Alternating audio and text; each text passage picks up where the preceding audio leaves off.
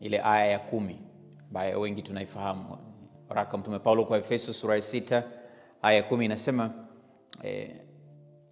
hatimaye mzidi kuwa hodari katika Bwana na katika uweza wa nguvu zake.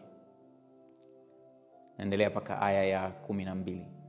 Vaini silaha zote za Mungu mpate kuweza kuzipinga hila za shetani. Kwa maana kushindana kwetu si juu ya damu na nyama, bali ni juu ya falme na mamlaka, juu ya wakuu wa giza hili, juu ya majeshi ya pepo wabaya katika ulimwengu wa roho. Aya 13 anasema, kwa sababu hiyo twaeni silaha zote za Mungu mpate kuweza kushindana siku ya uovu, na mkisha kuyatimiza yote kusimama. Vai silaha na vita ambavyo tunaambiwa tunashindana ni vita si juu anasema si juu ya damu na nyama, bali ni juu ya falme na mamlaka, juu ya wakuu wa giza hili, juu ya majeshi ya pepo wabaya katika ulimwengu wa roho. Leo nilitamani tuendelee kujifunza na hasa kutambua ni kwa namna gani adui anatuingiza katika vifungo mbalimbali ambavyo tunamwomba Mama Maria tusaidie tuweze kutoka, na tunapotoka basi tuhakikishe kwamba hatukubali kabisa kurudi. Sema, roho yangu, roho yako ina thamani kubwa sana kwa Mwenyezi Mungu, na yule mwovu anajua kabisa mwisho wake ni mbaya. Kwa hiyo anapambana kwa namna nyingine nyingi tu ili aweze kuharibu roho zetu. Yesu anasema, itakufaidia nini ukipata kila kitu na kupoteza roho yako? Roho ina thamani zaidi. Kwa hiyo jua kwamba adui anahitaji au anatamani roho yako. The devil want to destroy your soul. Na lazima tutambue, nasema kufahamu mbinu za adui ni nusu ya kumshinda adui. Sasa tunaweza kuwa tumefungua milango hii au tumefungua milango ya adui kwenye maisha yetu. Maana ninapoongelea adui hapa tunaongelea yule mwovu, namna anavyo washambulia watu, na kwa nafasi yangu kama padri, nafasi ya kuongea na watu, nafasi ya kusoma, nafasi ya kukutana na watu katika mambo ya kiroho, nimetambua njia mbalimbali na ambazo basi natamani tuzifahamu, na tunapozifahamu basi kama nilivyosema jana, tuzichukulie serious ili basi tuzuie katika maisha yetu, maisha ya familia zetu na maisha ya wengine.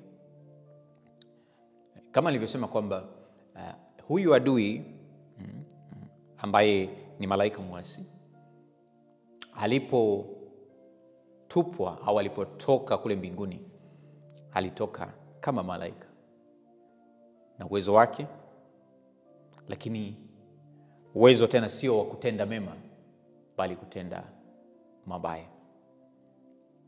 Na hivyo basi hata mara moja katika maisha yangu, maisha yako, kama sijashika na Mwenyezi Mungu au sijakaa karibu na Mungu, nisicheze naye na adui. Sasa njia ya kwanza ambayo adui anatumia kuingia kwenye maisha ya watu au yule mwovu, nasema ya kwanza ni watu wale ambao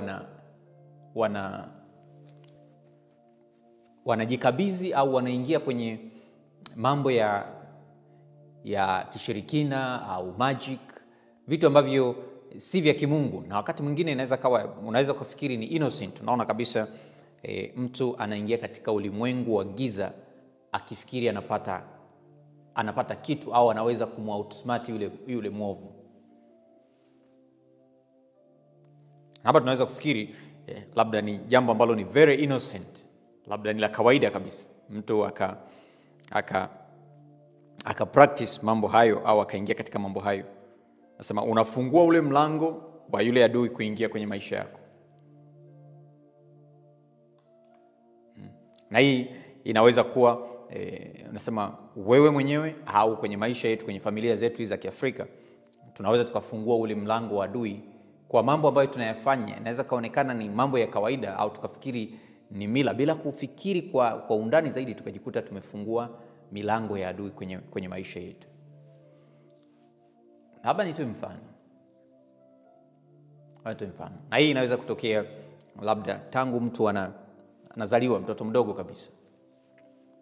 Mama mmoja alinifuata yeye na ndoa yake changa, lakini waligombana na mama mkwe wake kwa sababu alipokuwa mjamzito na amekaribia kujifungua, mama mkwe alikuja kujifungua, lakini alijua kwamba amekuja kumsaidia ili aweze kupita kipindi hicho cha uzazi salama, lakini kumbe huyu mama mkwe sasa, bibi huyu anasema yeye alikuwa anasema nimekuja ili watoto watakapozaliwa nichukue vitovu vyao na kwenda navyo kuvizika kule nyumbani kwao.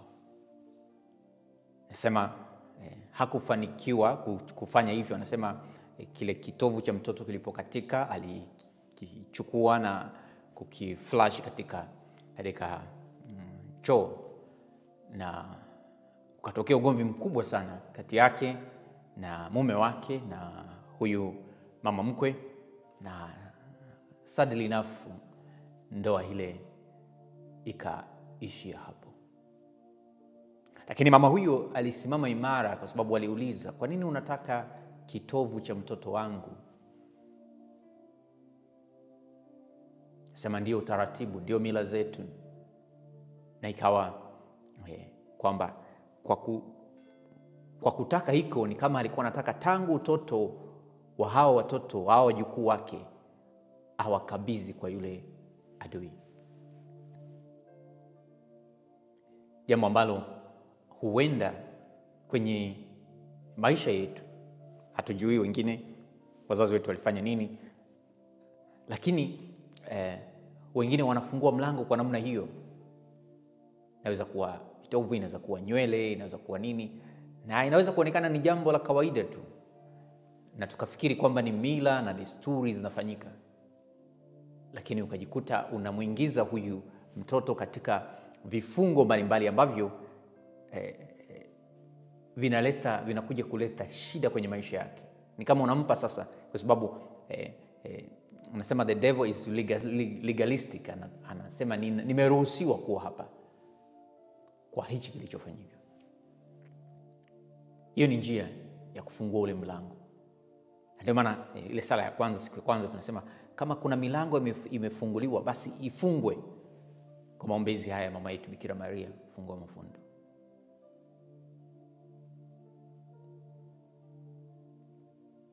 Katika nyakati zetu vile vile hasa wazazi, naongea na wazazi hapa, lazima tuwe makini na watoto wetu, vitu wanavyotazama.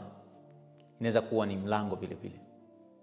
Naona kuna hizi horror movie ambazo wanaangalia, na mara nyingi filamu za namna hiyo zimenenewa au zimesemwa au zimewekwa spells za yule adui. Kwa hiyo mtoto anakuwa addicted.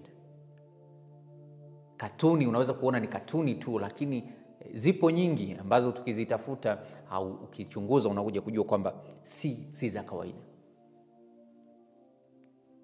Na ndio katika nyakati zetu wanajifunza masuala ya ushoga na mambo mengine kutoka kwenye vitu ambavyo vinaonekana ni vya kawaida, harmless, havina kitu chochote. Inaweza kawa ni mlango, ni adui. Ndio maana tunasema katika nyumba zetu hapo tulipo lazima kuangalia, je, kuna mahali popote tumefungua mlango wa adui? Wanasoma nini? Nasema ninachunguza. Nasema ni kitabu kama vitabu vingine, labda miaka nyuma kile kitabu cha Harry Potter.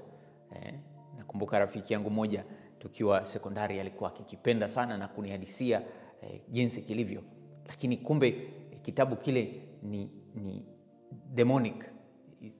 Maneno yake ni lugha za kuitisha, za kumuitisha yule mwovu. Lakini inaonekana ni kitabu tu. Lakini kwa nini kinawavutia na kusisimua watu? Kwa nini asivutike labda na Biblia au nini? Hapana. Hayo ni mlango tunafungua. Namna nyingine ambavyo mwovu anaingia. Lakini nyingine vile vile katika nyakati zetu, muziki, anasema huu muziki tunaosikiliza. Mara nyingi watu tunapenda labda ile melody au beat, lakini hatusikilizi sana maneno ya yule msanii anachoimba. Na mara nyingi unakuta maneno yake aidha yanahamasisha jambo la ambalo ni la kumpinga Mwenyezi Mungu au la kufanya watu waingie katika dhambi, na unakuta ni rahisi sana. Na ndio maana unaweza mara nyingi unawatania watoto kanisani, unaanzisha wimbo, unaona kabisa wote wameshaukariri. Siku moja wimbo umetoka, lakini watu wamekariri wote. Ujiulizi kwa nini inachukua muda mfupi watu wameshika maneno au wimbo huu wa msanii huyu, hata watoto wadogo. Kuna nini? Kuna nguvu gani? Na unaweza kuwa labda umefundisha hata kwaya au umefundisha neno, lakini halikai ndani ya watu kama ambavyo linakaa hizi sauti nyingine. Unajua kuna nguvu nyuma ya hiki kitu. Labda nikipata nafasi watumia baadhi ya interview na wale ambao walikuwa katika ulimwengu wa giza, hawa ambao sasa ni Wakatoliki, lakini ambao sasa wametoka huko na wanakueleza jinsi walivyokuwa wakifanya. Nafikiri wengi mnafahamu, lakini kuna wale ambao wanaweza kusema huyu ni authentic, mkisikiliza hichi ni cha kweli. Hayo ni namna ambavyo tunafungua mlango wa adui. Hatusemi kwamba watu sasa wasisikilize muziki au wasifanye nini, lakini nijiulize, niwe makini. Haya maneno yanayotamkwa ninapitia. Kuna website inaitwa lyrics.com. Unaweza kusoma maneno ya wimbo wote kabla ya kupenda kusikiliza, na kusoma tu na kujua haya maneno yana maana gani. Hatuimbi ili tucheze tu, lakini kuna ujumbe fulani. Tukumbuke kwamba huyu adui, huyu mwovu alikuwa katika anasema kundi lile choirs of angels. Ndio maana unaona katika nyimbo anavuta wengi. Hiyo namna moja ya kuangalia namna gani naweza kuwa nimefungua mlango wa adui.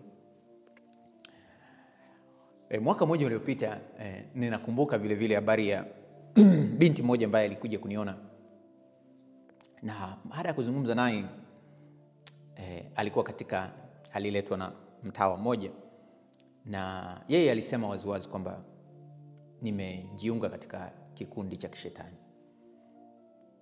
Na nilipomhoji alijiungaje, binti wa chuo, anisema alitamani sana kuwa famous, kuwa maarufu. Binti mdogo kabisa, labda miaka 20 hivi, anatamani kuwa maarufu. Na anasema alipotafuta kwenye mtandao akakutana na website ambayo inamwelekeza afanye nini ili awe maarufu. Aliona ni kitu cha kawaida, ni kitu kidogo tu, labda naweza kutumia ujanja na kufanikiwa, nikapata fedha na nini. Nasema kila wakati alikuwa akipewa assignment, labda fanya hivi, amka saa fulani, kaa mkao fulani, alifanya vyote hivyo. Lakini anasema alipoendelea alianza kuwa na ndoto za ajabu, na baadaye aliambiwa uko tayari kweli, anasema unataka kuwa maarufu, uko tayari kugharamia umaarufu wako kwa gharama yote? Aliposema ndio, basi ndipo alipoambiwa kwamba ni lazima umtoe sadaka kaka yake. Na jambo lilonishtua zaidi, kaka yake alikuwa ni padri niliyemfahamu.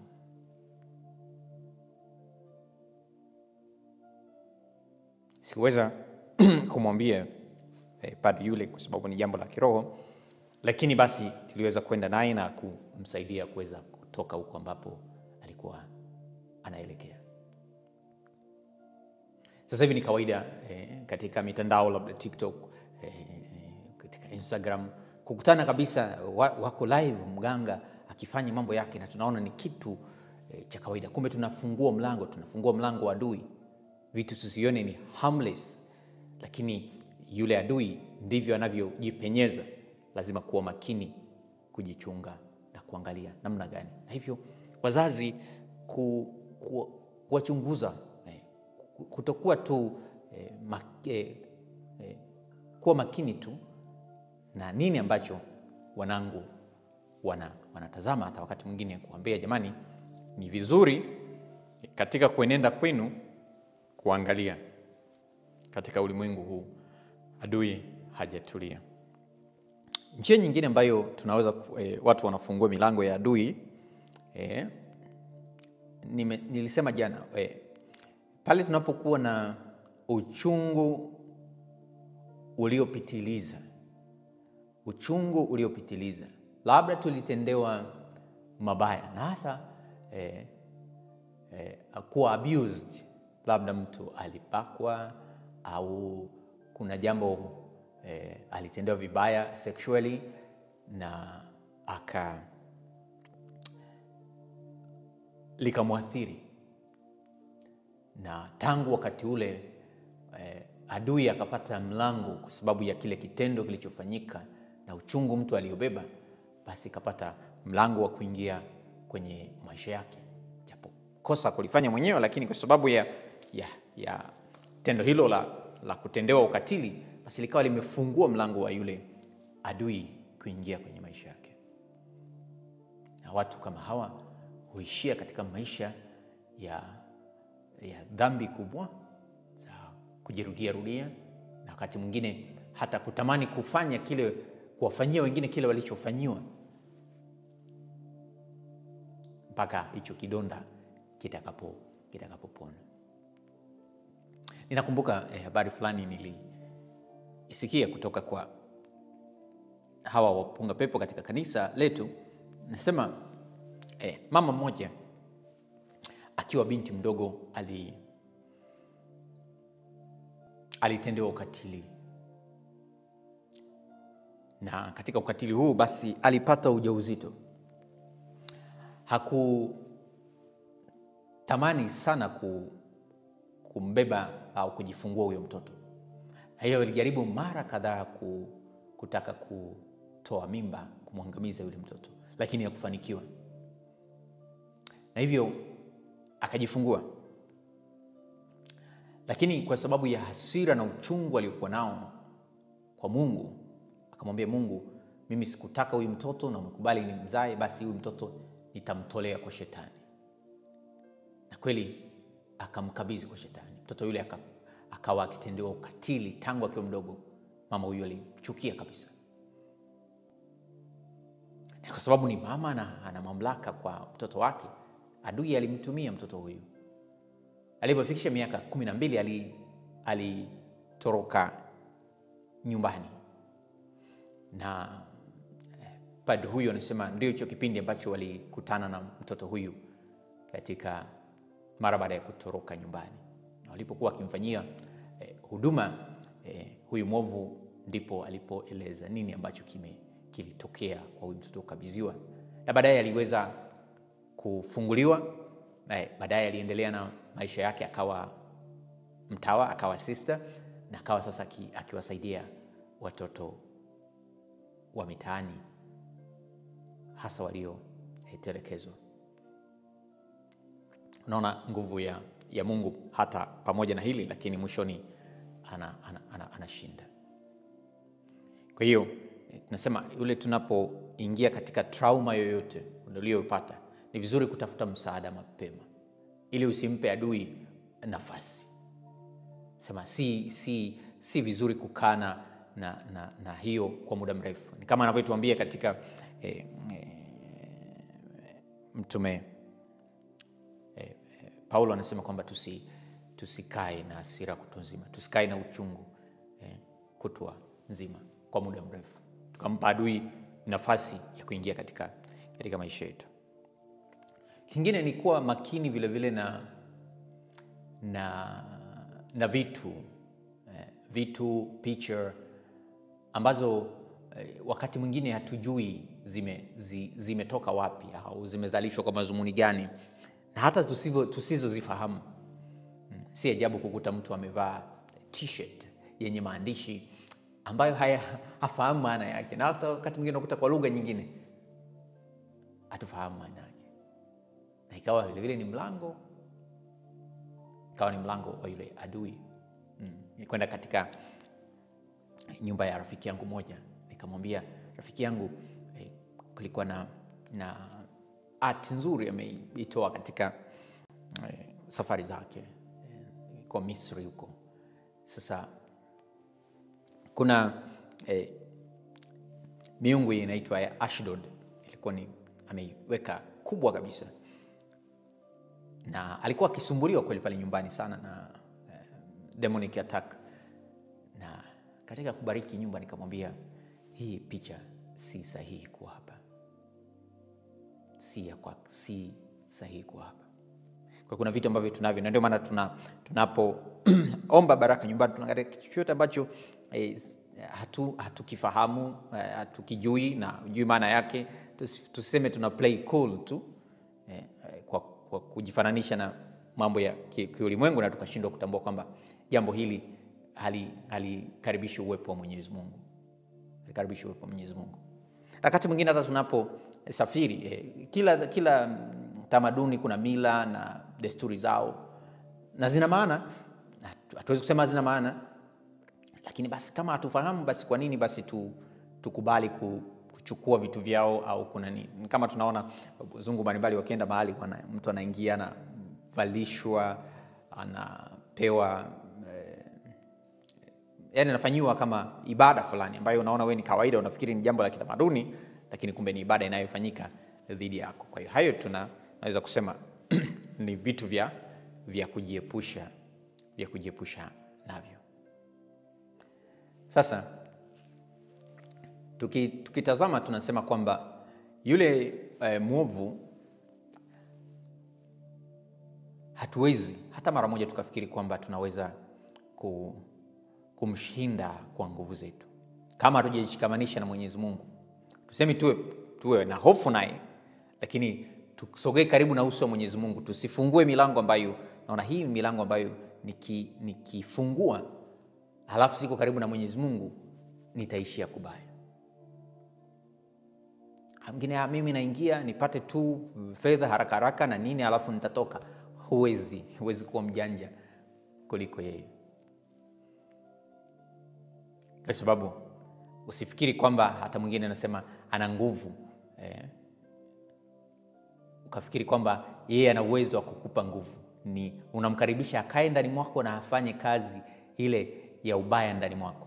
Mnakumbuka yule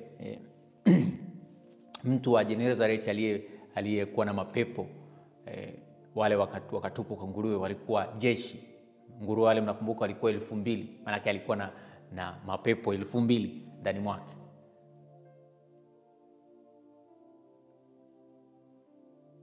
Katika kizazi chetu ni vizuri vijana kuwa makini sana. Ni kizazi ambacho kiko tayari kufanya chochote ili kupata vitu na baadaye kuishia kubaya.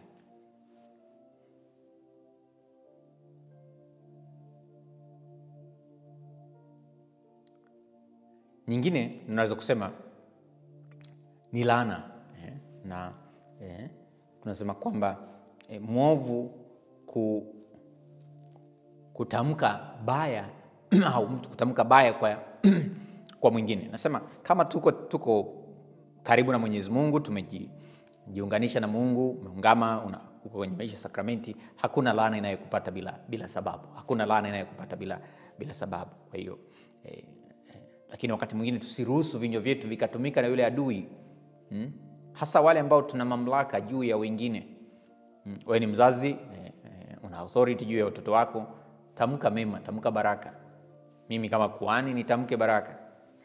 Sasa ukitamka neno baya, ukitamka laana, usifikiri kwamba ni nguvu yako imefanya kile kitu.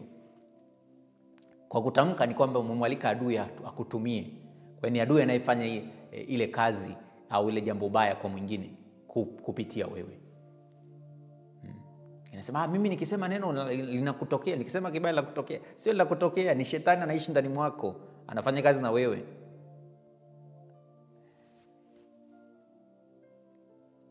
Nguvu ya yule adui na nguvu ya mwovu, anasema inaongezeka pale ambapo watu huamini kwamba kutokuamini. Anasema kupuuza mambo haya ya yule mwovu. Biblia imemtaja huku mara nyingi sana huyu shetani. Lakini kuna watu wengine wanaona kwamba haya mambo ni upuuzi. Hawaamini. Wanaona, na kadiri ambavyo hatuamini utendaji wake ndivyo anavyofanya kazi, kwa sababu anataka watu wasijue. Lazima kutambua yupo na anafanya kazi. Kwa hiyo ni vizuri kujilinda mwenyewe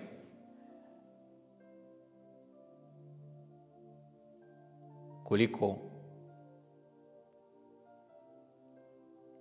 kusogea karibu naye. Kujilinda, nimesema kaa mbali na mambo yote yanayohusu uganga, ushirikina, uchawi, occult, kujiunga na vyama hivi ambavyo tunasema labda Freemason na vyama vingine. Kusali kama tunavyofanya sasa, na kukimbilia masakramenti. Nasema sakramenti ya kitubio moja ina nguvu kuliko kwenda kuombewa kutoa mapepo zaidi ya mara 1000. Sakramenti ya kitubio. Ndio maana nasema kama katika sisi wa Katoliki kinacho tusaidia sana katika makanisa yetu kwa sababu tuna sakramenti ya kitubio. Ni Mungu anayetupigania. Ni Mungu anayetupigania. Ni Mungu anayetupigania. Kila mara kujikabidhi mikononi mwake, kujua kwamba nasema mtetezi wangu, mtetezi wetu yupo. Na kama basi tumeingia huko, basi tukatai, tujitoe. Tujitoe. Lakini jambo lingine nimesema siku fulani hapa kwamba hofu vile vile ni mlango wa yule adui. Hofu. Anasema hatupaswi kuishi kwa hofu, kwa sababu hakuna nasema hivi vita si kati sio shetani anakaa upande huu basi na Mungu anakaa upande huu basi wanapigana. Shetani ni mdudu tu, ni kiumbe kidogo sana kama mchanga tu mbele ya Mwenyezi Mungu. Hatuwezi kusema kwamba ni vita kati ya Mungu na hapana, ni anayetusumbua ni sisi, lakini tunapomuita Mwenyezi Mungu anakimbia mwoga.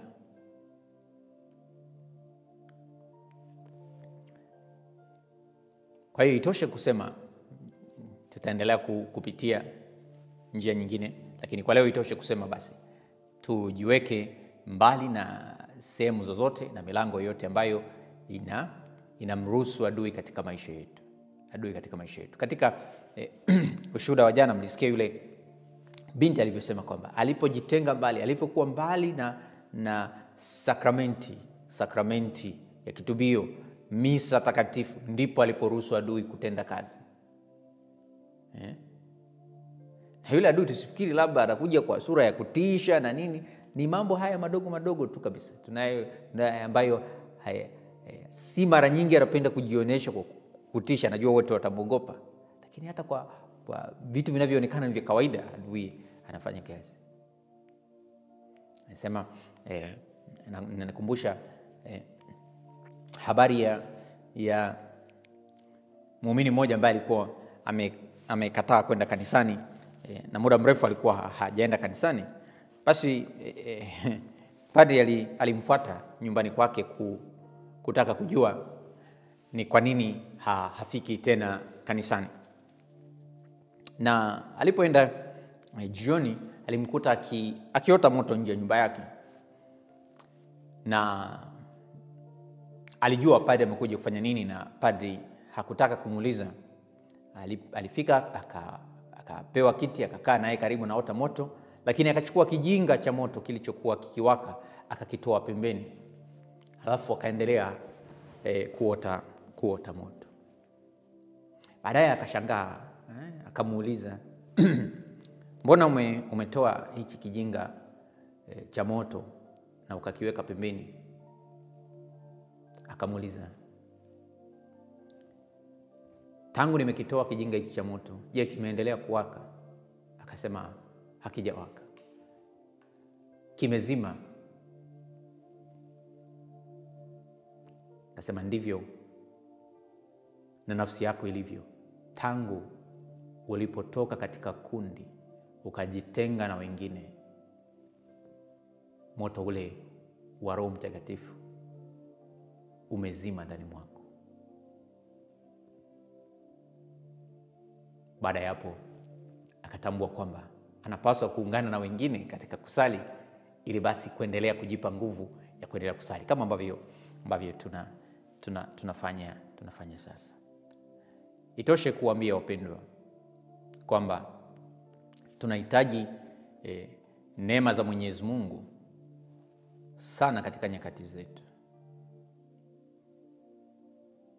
Na hasa nimekumbuka hapo njia nyingine kuhusu matengano, division katika familia, katika kanisa. Adui mara nyingi anasema amekuja ili kuharibu, kutafuta mgawanyiko. Kwa hiyo mkijikuta kama familia mmeshikana, ni mbinu nzuri sana ya kumshinda adui. Jumuiya, kanisa, mshikane. Msikubali kutenganishwa. Msikubali adui aweke division. Familia nyingi hazikai pamoja kwa sababu adui ameingia pale na kuwatawanya. Mbinu ya zamani kama ile ya tunasoma katika historia, divide and rule. Kiwa kitugawanya basi tunakosa umoja. Ni vizuri kusisitizana na kuambiana kwamba sharti tutatue tofauti zetu kwa pamoja ili tubaki wamoja. Na tukibaki wamoja tutaweza kushinda. Tukumbuke tangu mwanzo katika bustani ya Edeni anatafuta nafasi ya kuwagawanya Adamu na Eva. Anapowagawanya, akimpata mmoja anajua ameharibu familia.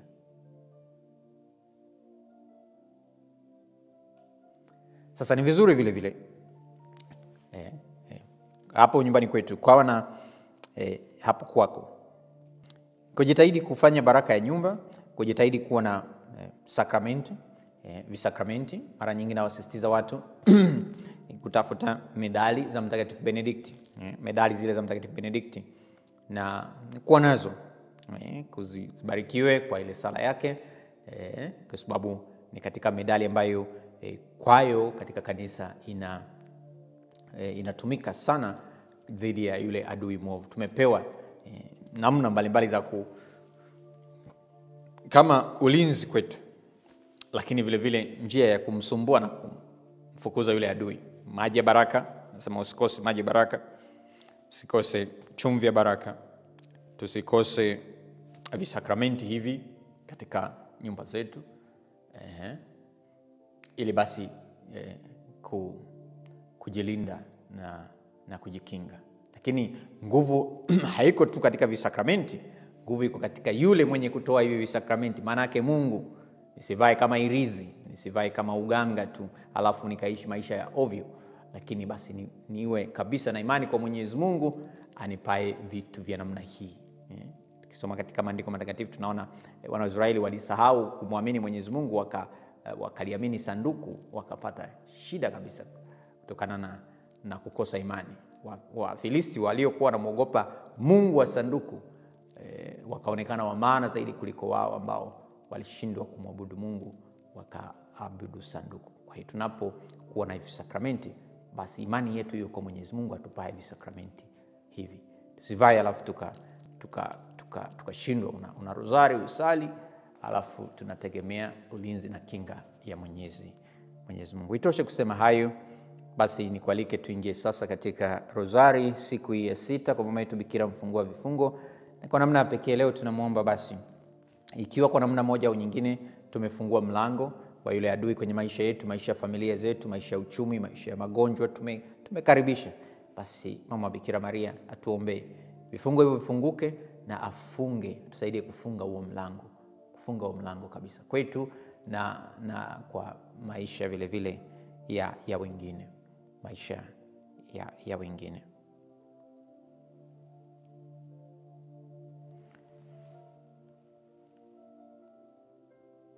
Nia. Janet anamshukuru Mungu kwa mema yote. Nora kwa ombezi wa Bikira Maria, anaomba kwa ajili ya kesi hizo kwa mahakamani. Dominika anamuomba mama Bikira Maria mfunguo mafundo, anaendelea kukabidhi yote hasa matamanio ya moyo wake. Rose kwa ombezi wa Bikira Maria, anamshukuru kwa yote.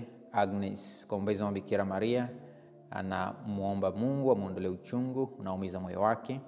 Delphine anamshukuru Mungu kwa kuendelea kumfungulia vifungo. Christine Bwire anamuomba mama Bikira Maria amfungue katika vifungo katika maisha yake. Gelizilida anamuomba mama Bikira Maria amfungue katika vifungo pamoja na familia. Rosemary anaomba kufungulia vifungo vyote vya roho na mwili. Anaomba ufunguliwe vifungo hasa vya hasira na uvivu. Lawrence kwa ombezi wa Bikira Maria, anamuomba afungue vifungo vyote ambavyo vipo katika maisha yake pamoja na familia yake. Eliza kwa ombezi wa Bikira Maria mfungo wa mafundo, anaomba kwa ajili ya familia ya Mbuya. Anakreta kwa ombezi wa Bikira Maria, anaomba ufungue vifungo vyote katika familia yake. Mama Maria mfungo wa mafundo, naomba ufungue mafundo katika maisha yake na familia yake, naomba na Winfred. Sofia kwa ombezi wa Bikira Maria, anaomba amfungue vifungo vyote katika maisha yake. Remy kwa ombezi wa Bikira Maria mfungue vifungo, anaomba amfungue katika imani yake, aweze kuimarika kiroho na kimwili, asitetereke katika imani. Tekla kwa ombezi wa Bikira Maria, anaomba uponyaji. Martha anashukuru kwa kipindi hiki na anatukumbusha kulike na comment katika live yetu.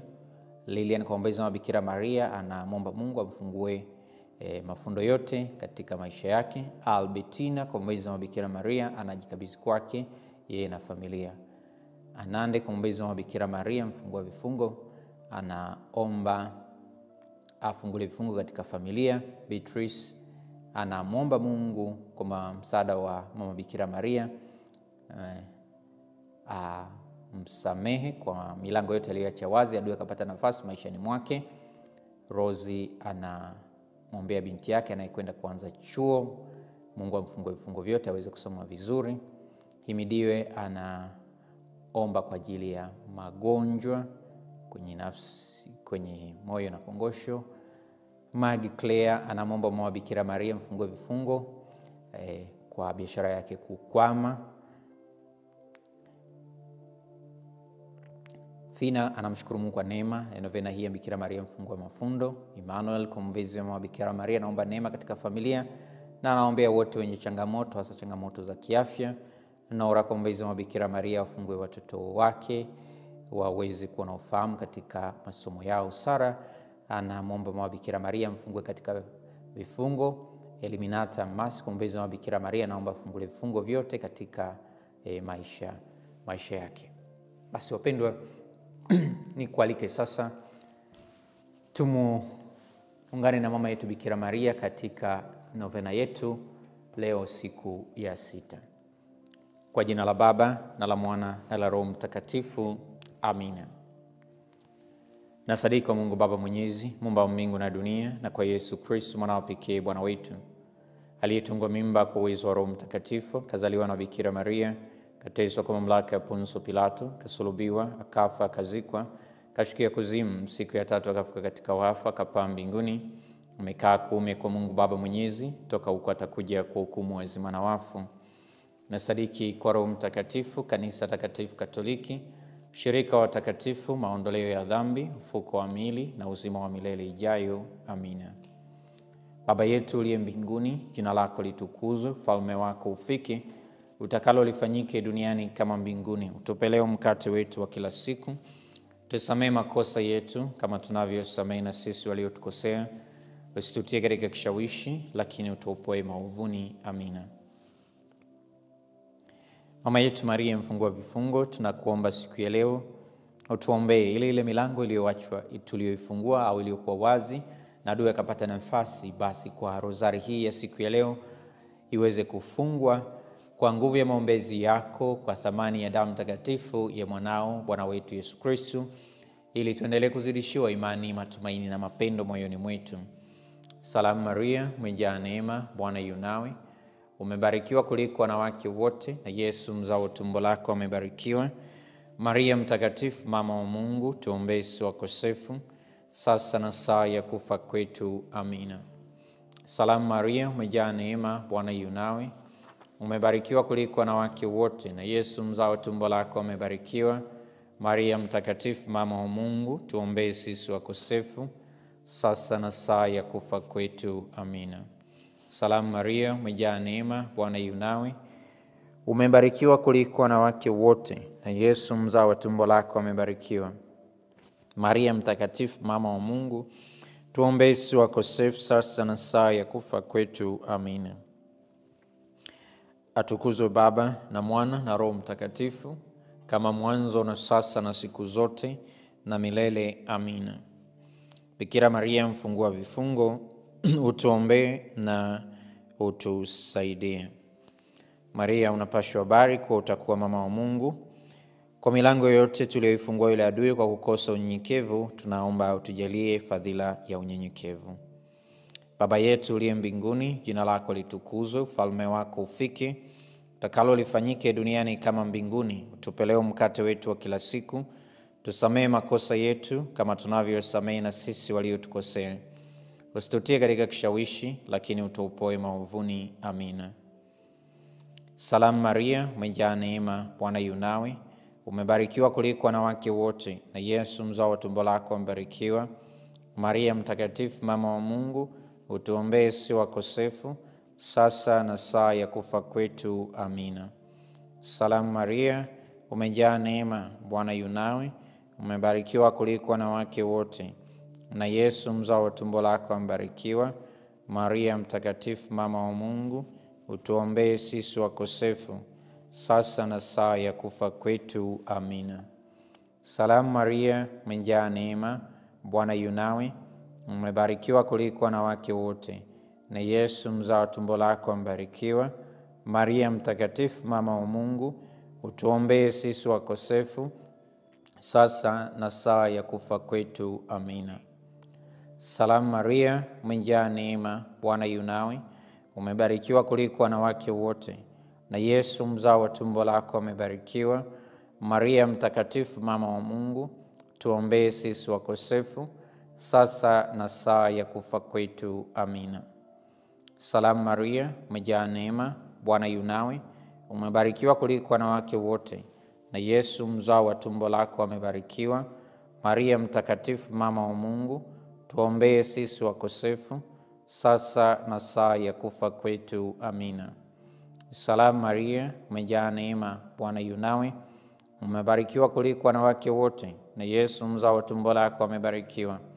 Maria mtakatifu, mama wa Mungu, utuombee sisi wakosefu, sasa na saa ya kufa kwetu. Amina.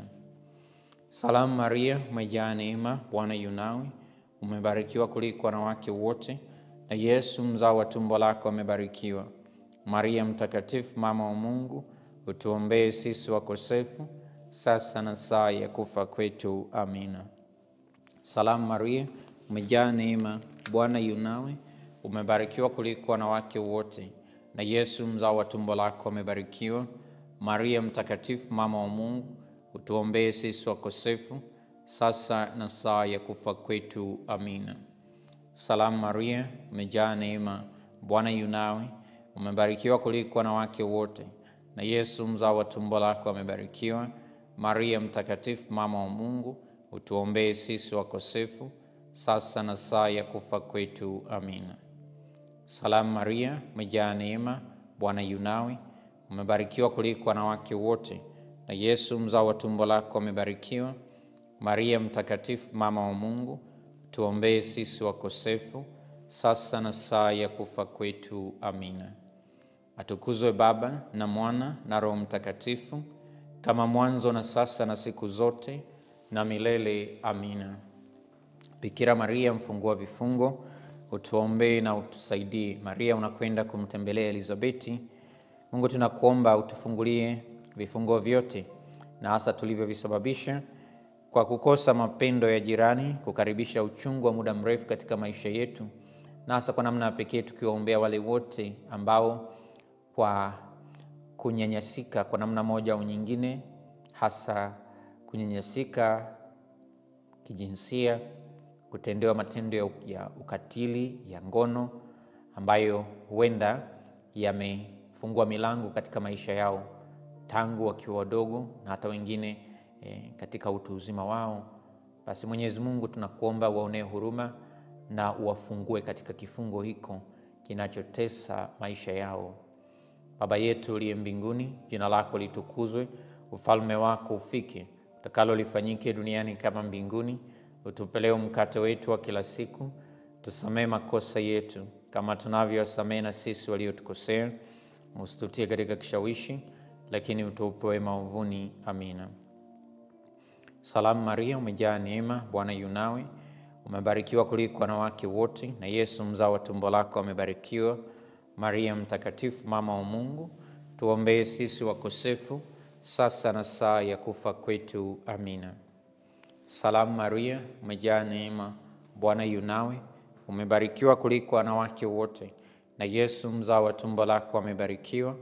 Maria mtakatifu, mama wa Mungu, tuombee sisi wakosefu, sasa na saa ya kufa kwetu. Amina.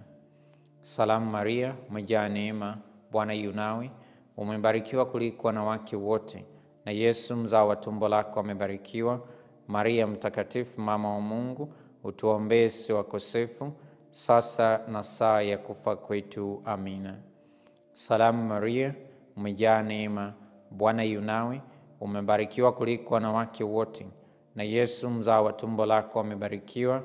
Maria mtakatifu, mama wa Mungu, tuombee sisi wakosefu, sasa na saa ya kufa kwetu. Amina.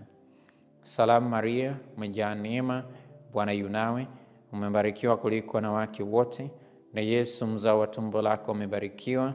Maria mtakatifu, mama wa Mungu, tuombee sisi wakosefu, sasa na saa ya kufa kwetu. Amina. Salamu Maria, umejaa neema, Bwana yu nawe, umebarikiwa kuliko wanawake wote, na Yesu mzao wa tumbo lako amebarikiwa. Maria mtakatifu, mama wa Mungu, tuombee sisi wakosefu, sasa na saa ya kufa kwetu. Amina. Salamu Maria, umejaa neema, Bwana yu nawe, umebarikiwa kuliko wanawake wote, na Yesu mzao wa tumbo lako amebarikiwa. Maria mtakatifu, mama wa Mungu, tuombee sisi wakosefu, sasa na saa ya kufa kwetu. Amina. Salamu Maria, umejaa neema, Bwana yu nawe, umebarikiwa kuliko wanawake wote, na Yesu mzao wa tumbo lako amebarikiwa. Maria mtakatifu, mama wa Mungu, tuombee sisi wakosefu, sasa na saa ya kufa kwetu. Amina. Salamu Maria, umejaa neema, Bwana yu nawe, umebarikiwa kuliko wanawake wote, na Yesu mzao wa tumbo lako amebarikiwa. Maria mtakatifu, mama wa Mungu, utuombee sisi wakosefu, sasa na saa ya kufa kwetu. Amina. Salamu Maria, umejaa neema, Bwana yu nawe, umebarikiwa kuliko wanawake wote, na Yesu mzao wa tumbo lako amebarikiwa. Maria mtakatifu, mama wa Mungu, tuombee sisi wakosefu, sasa na saa ya kufa kwetu. Amina. Atukuzwe Baba na Mwana na Roho Mtakatifu, kama mwanzo na sasa na siku zote na milele. Amina. Bikira Maria mfungua vifungo, utuombee na utusaidie. Tunapotafakari kuzaliwa kwa Yesu Bethlehem, tunaomba Kwako Mama Maria mfungua vifungo, tufungue vifungo vyote, hasa za wale ambao wanaomba kwa ajili ya mafanikio katika maisha yao. Kuna mlango ambao umefungua, umeleta shida, hasa shida za uchumi, shida za kazi, kubaki mahali pamoja, kazi kutokuendelea, biashara kufungwa, kukataliwa, kutokupokeleka, madeni, kesi ambazo zimefungua mlango yule adui katika maisha ya wanao. Kwa maombezi yako Mama Maria, na kuomba fungua vifungo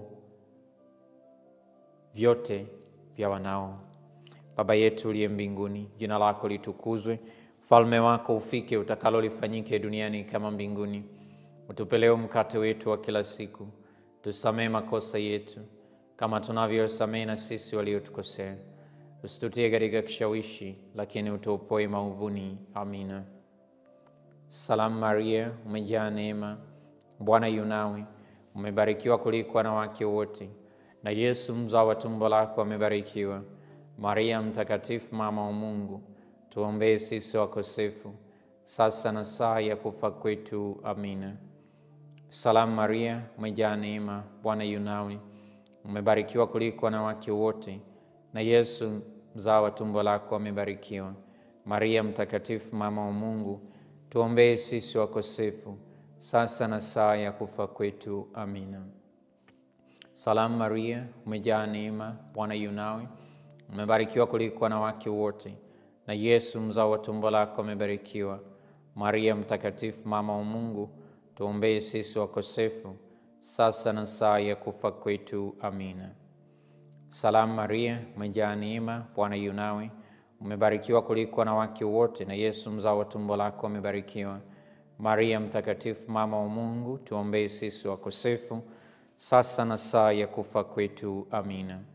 Salamu Maria, umejaa neema, Bwana yu nawe, umebarikiwa kuliko wanawake wote, na Yesu mzao wa tumbo lako amebarikiwa. Maria mtakatifu, mama wa Mungu, tuombee sisi wakosefu, sasa na saa ya kufa kwetu. Amina. Salamu Maria, umejaa neema, Bwana yu nawe, umebarikiwa kuliko wanawake wote, na Yesu mzao wa tumbo lako amebarikiwa. Maria mtakatifu, mama wa Mungu, tuombee sisi wakosefu, sasa na saa ya kufa kwetu. Amina. Salamu Maria, umejaa neema, Bwana yu nawe, umebarikiwa kuliko wanawake wote, na Yesu mzao wa tumbo lako amebarikiwa. Maria mtakatifu, mama wa Mungu, tuombee sisi wakosefu, sasa na saa ya kufa kwetu. Amina. Salamu Maria, umejaa neema, Bwana yu nawe, umebarikiwa kuliko wanawake wote, na Yesu mzao wa tumbo lako amebarikiwa. Maria mtakatifu, mama wa Mungu, tuombee sisi wakosefu, sasa na saa ya kufa kwetu. Amina. Salamu Maria, umejaa neema, Bwana yu nawe, umebarikiwa kuliko wanawake wote, na Yesu mzao wa tumbo lako amebarikiwa. Maria mtakatifu, mama wa Mungu, tuombee sisi wakosefu, sasa na saa ya kufa kwetu. Amina. Salamu Maria, umejaa neema, Bwana yu nawe, umebarikiwa kuliko wanawake wote, na Yesu mzao wa tumbo lako amebarikiwa. Maria mtakatifu, mama wa Mungu, tuombee sisi wakosefu, sasa na saa ya kufa kwetu. Amina. Atukuzwe Baba na Mwana na Roho Mtakatifu, kama mwanzo na sasa na siku zote na milele. Amina. Bikira Maria mfungua vifungo, utuombee na utusaidie. Na sasa nikualike tuweze kusali sala siku hii ya 6 kwa mama yetu Bikira Maria mfungua vifungo, kama inavyoonekana katika skrini yako. Ninakushukuru Brian kwa kunitengenezea sala hiyo. Karibu sasa kwa pamoja tusali tafakari ya siku ya 6. Malkia wa amani,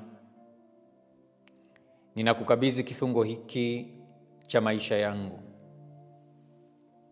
Kila mmoja kadiri ya tafakari ya leo tukabidhi msalaba tulio nao.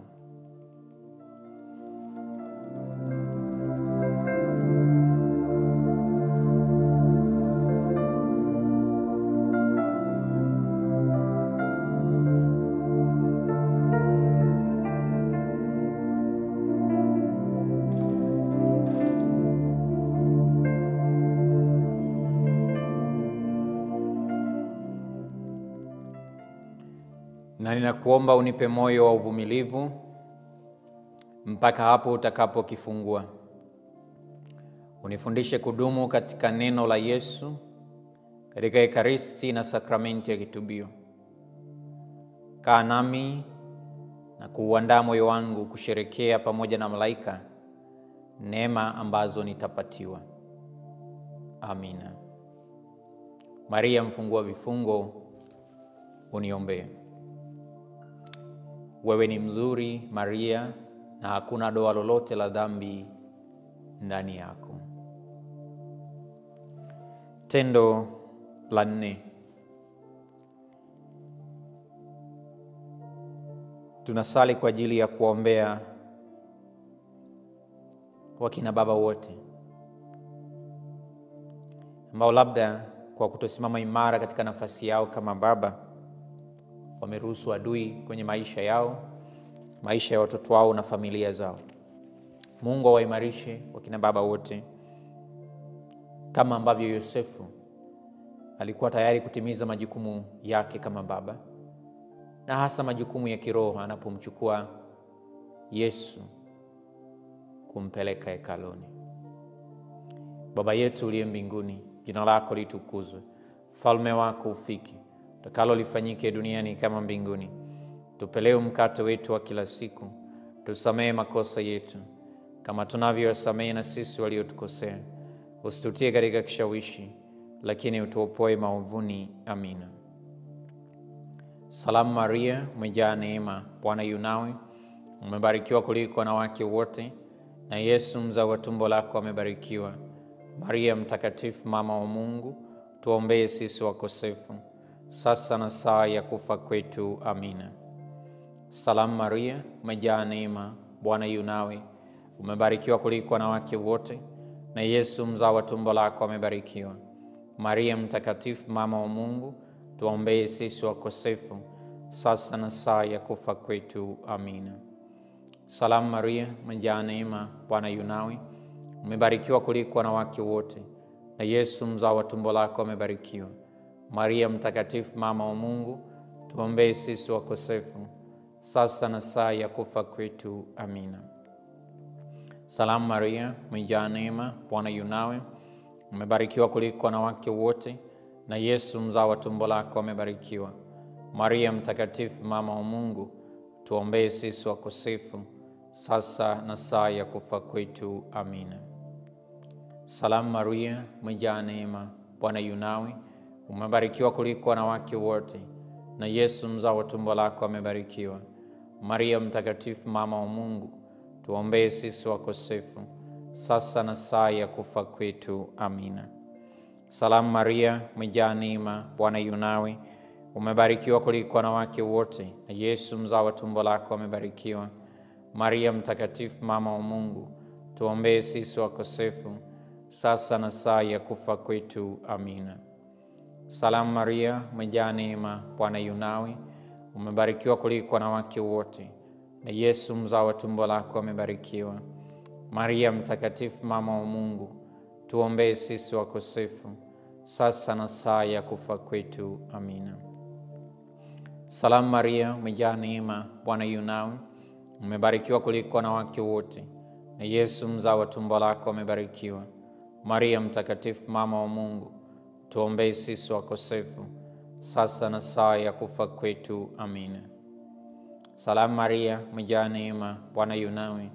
Umebarikiwa kuliko wanawake wote, na Yesu mzao wa tumbo lako amebarikiwa. Maria mtakatifu, mama wa Mungu, utuombee sisi wakosefu, sasa na saa ya kufa kwetu. Amina. Salamu Maria, umejaa neema, Bwana yu nawe. Umebarikiwa kuliko wanawake wote, na Yesu mzao wa tumbo lako amebarikiwa. Maria mtakatifu, mama wa Mungu, tuombee sisi wakosefu, sasa na saa ya kufa kwetu. Amina. Atukuzwe Baba na Mwana na Roho Mtakatifu, kama mwanzo na sasa na siku zote na milele. Amina. Bikira Maria mfungua vifungo, utuombee na utusaidie. Katika tendo la 5, tunapomtafakari Maria na Yosefu wanapomkuta Yesu hekaluni, tumwombe Mungu toba na msamaha pale ambapo tulishindwa kumtafuta kwa bidii, hasa tulipompoteza kwa ubaridi, kwa dhambi zetu, na wakati mwingine kutopenda mambo ya kiroho. Hapo tukafungua mlango wa yule adui katika maisha yetu. Maria mama yetu, mama wa huruma, tuombee huruma kwa Mungu ili daima tusikubali kumpoteza Yesu, kama vile ambavyo wewe na Yosefu mlihangaika kumtafuta Yesu hadi kumpata. Nasi tusichoke kutafuta uso wa Mungu hata katika vifungo na changamoto mbalimbali tulizo nazo. Baba yetu uliye mbinguni, jina lako litukuzwe, ufalme wako ufike, utakalo lifanyike duniani kama mbinguni. Utupe leo mkate wetu wa kila siku. Tusamehe makosa yetu kama tunavyowasamehe na sisi waliotukosea. Usitutie katika kishawishi, lakini utuopoe maovuni. Amina. Salamu Maria, umejaa neema, Bwana yu nawe, umebarikiwa kuliko wanawake wote, na Yesu mzao wa tumbo lako amebarikiwa. Maria mtakatifu, mama wa Mungu, tuombee sisi wakosefu, sasa na saa ya kufa kwetu. Amina. Salamu Maria, umejaa neema, Bwana yu nawe, umebarikiwa kuliko wanawake wote, na Yesu mzao wa tumbo lako amebarikiwa.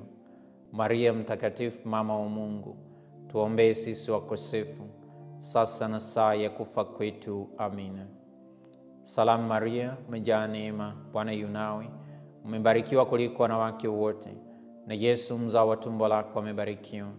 Maria mtakatifu, mama wa Mungu, tuombee sisi wakosefu, sasa na saa ya kufa kwetu. Amina.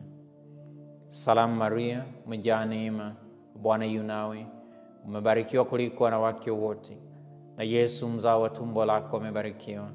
Maria mtakatifu, mama wa Mungu, utuombee sisi wakosefu, sasa na saa ya kufa kwetu. Amina.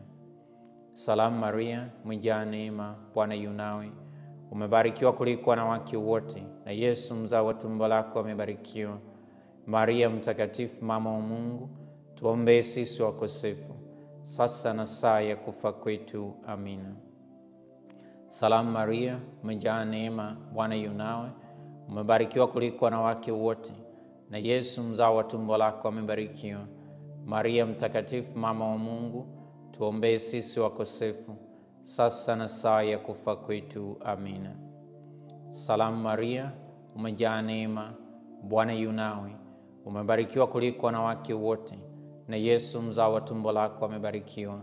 Maria mtakatifu, mama wa Mungu, tuombee sisi wakosefu, sasa na saa ya kufa kwetu. Amina. Salamu Maria, umejaa neema, Bwana yu nawe, umebarikiwa kuliko wanawake wote, na Yesu mzao wa tumbo lako amebarikiwa. Maria mtakatifu, mama wa Mungu, tuombee sisi wakosefu, sasa na saa ya kufa kwetu. Amina. Salamu Maria, umejaa neema, Bwana yu nawe, umebarikiwa kuliko wanawake wote, na Yesu mzao wa tumbo lako amebarikiwa. Maria mtakatifu, mama wa Mungu, tuombee sisi wakosefu, sasa na saa ya kufa kwetu. Amina. Salamu Maria, umejaa neema, Bwana yu nawe, umebarikiwa kuliko wanawake wote, na Yesu mzao wa tumbo lako amebarikiwa. Maria mtakatifu, mama wa Mungu, tuombee sisi wakosefu, sasa na saa ya kufa kwetu. Amina. Atukuzwe Baba na Mwana na Roho Mtakatifu, kama mwanzo na sasa na siku zote na milele. Amina. Bikira Maria, mfungua vifungo, utuombee na utusaidie. Niwalike sasa kusali sala kwa mama yetu Bikira Maria, mfungua vifungo. Sala hiyo inapatikana hapo katika kundi letu hilo la WhatsApp. Karibu sasa kwa pamoja tusali.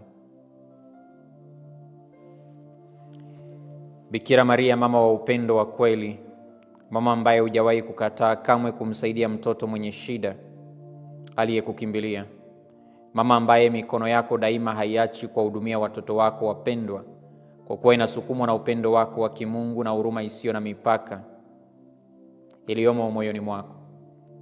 Naomba uniangalie kwa huruma na kuona mnyororo wa vifungo vilivyomo katika maisha yangu.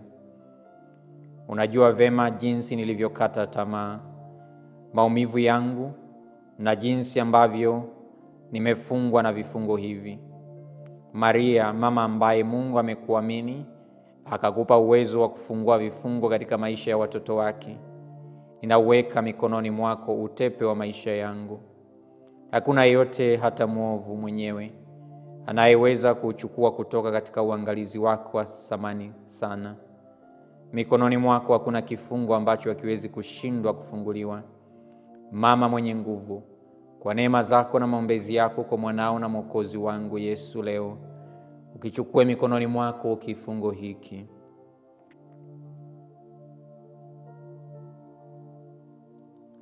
Ninakuomba kwa utukufu wa Mungu, ukifungua kifungo hiki, wewe uliye tumaini langu. Mama yangu, wewe ni faraja pekee ambayo Mungu ananipatia. Wewe ni nguvu yangu katika udhaifu wangu na utajiri wa ufukara wangu. Pamoja na Kristo, wewe unaniweka huru kutoka katika minyororo iliyonifunga. Naomba usikilize ombi langu, unitunze, uniongoze na kunilinda, kimbilio la usalama wangu. Maria mfungua vifungo, uniombee. Enyi Yesu, Maria na Yosefu, nawatolea mwili, roho na uzima wangu. Enyi Yesu, Maria na Yosefu, mnijilieni saa ya kuzimia roho yangu. Enyi Yesu, Maria na Yosefu, mnifanyizie nife mikononi mwenu. Nikushukuru mpendwa kwa kusali rozari hii, na kama nilivyosema mwanzoni, kwa sababu zilikuwa nje ya uwezo wangu, leo nilishindwa kuanza mapema. Kwa hiyo wale mliokuwa mnasinzia, poleni. Lakini namshukuru Mungu, leo tumekuwa wengi. Naona hapa live leo tumekuwa karibu 58 kwa pamoja tukisali. Basi hilo tunamshukuru Mungu hasa kwa sababu ya vile mafundisho ya leo ambayo yalitutaka kidogo tuongee kwa kirefu. Na hapa mwishoni basi niseme machache. Kuna ushuhuda mfupi ambao mwenzetu amependa kutushirikisha, na kama ambavyo niliwaambia, basi ni muhimu kukiri makuu ya Mungu. Pale tunapokiri makuu ya Mungu, tunapokiri yale Mungu aliyotutendea, tunafisha nguvu ya yule adui kuona kwamba Mungu yupo pamoja nasi.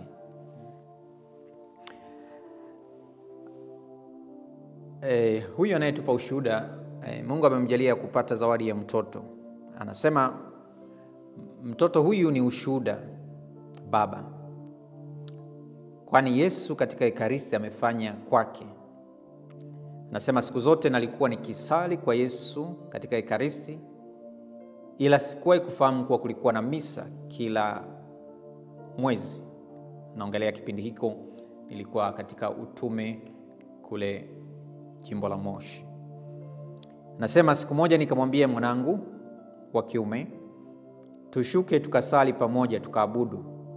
Na tulipofika tulikutana na misa, na ndipo nilipopata nafasi ya kuongea na wewe padre. Uliniambia ni Yesu aliyekuleta, na tangu siku ile Mungu alinibariki sana. Japo nilipita kwenye changamoto mimi pamoja na mzazi mwenzangu, aliponinyima haki ya kuwaona watoto wangu wote. Hata nilipokwenda ustawi wa jamii sikupata msaada, na nilimwambia pale pale kwamba sitakaa nigombane na wewe tena kuhusu watoto.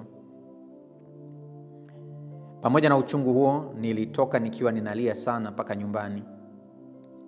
Siku hiyo nilipata hata na ugonjwa wa pressure na nikalazwa. Ila baada ya yote ulinifundisha kusamehe na sitasahau wema wako. Pamoja na kwamba baba wa mtoto alikataa kumlipia mwanangu ada ya shule na alikuwa amefaulu kwenda sekondari, nilifanikiwa kumlipia shule, na hata leo kwa maongozi yako ulinisaidia mwanangu akaweza kupata shule na kunialika kumtumainia Mungu kwa kila jambo. Pamoja na kuwa nilikuwa na watoto wawili niliowazaa, madaktari waliniambia kwamba sitaweza kuzaa tena, na jambo hili lilikuwa limetokea miaka 12 iliyopita. Lakini leo namshukuru Mungu, baada ya miaka 12 nimeweza kupata ujauzito na kujifungua mtoto huyu. Japo kipindi chote cha ujauzito kilikuwa na magumu mengi, na hata siku ya kujifungua nilikaa kwa siku 2. Siku ya 3 saa 3 na dakika 37, tena baada ya padri kunipaka mafuta na kunimwagia maji ya baraka, ndipo nilipojifungua nusu saa baadaye. Baba, ninakushukuru sana kwa yote. Sifa na utukufu tumshukuru Mwenyezi Mungu kwa huyu ambaye anatupatia ushuhuda wake katika maisha yake. Mwingine anasema anamshukuru Mungu sana kwa somo la jana. Anasema mwezi wa 7 nilikwama na nilikuwa na mkopo katika benki na sikuweza kumaliza deni hilo, na nilikuwa ninadaiwa, na baada ya hapo ningeendelea kupigwa penalty. Niliendelea kumwabudu Yesu Ekaristi, lakini sauti ndani yangu ikawa inasema hakuna linaloshindikana kwa Mungu. Lakini mpaka tarehe ya mwisho sikuwa na chochote cha kuweza kurudisha deni lile.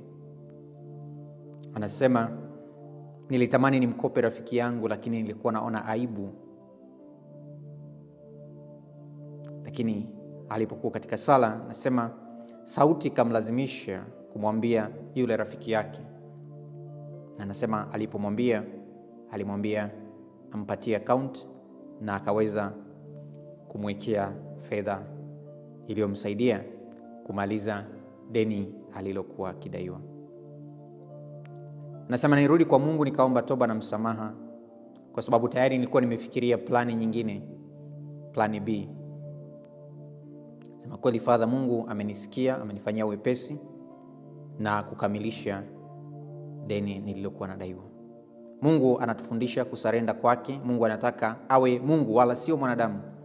Mungu atujalie kweli tumkabidhi yote. Asante kwa tafakari ya leo, nimebarikiwa sana. Asante kwa ushuhuda.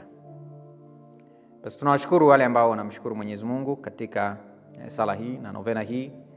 Basi naamini Mungu ataendelea kututendea wengi kadiri ya mapenzi yake. Sifa na utukufu vimrudie yeye. Mwishoni hapa ni wakumbushe kwa wale ambao tumechelewa kufika. Leo tulikuzungumzia basi njia mbalimbali ambazo yule adui anaweza kuingia, na nashukuru wale ambao katika vipindi vyangu hivi mnakuwa na kalamu na karatasi mkiandika, kwa sababu wakati mwingine tunasahau, na ni vizuri kuwa na diary yako au kitabu chako kidogo ambacho utaandika mambo yako ya kiroho. Mimi na cha kwangu hapa nina sala ninazozipenda, ndizo ambazo ninazihifadhi nyingi tu mahali hapo na kuwa nazipitia. Kwa hiyo ni vizuri kuwa na diary chako kadogo utakachoweza kuandika vitu vya muhimu na kujikumbusha. Kwa tujikumbushe, nimesema kwamba tusijiunganishe na mambo yote ya occult, mambo ya ukichawi na nini. Tuangalie vizuri mambo ya burudani, namna tunavyoangalia muziki, movie, filamu na nini. Hayo tujiepushe nayo.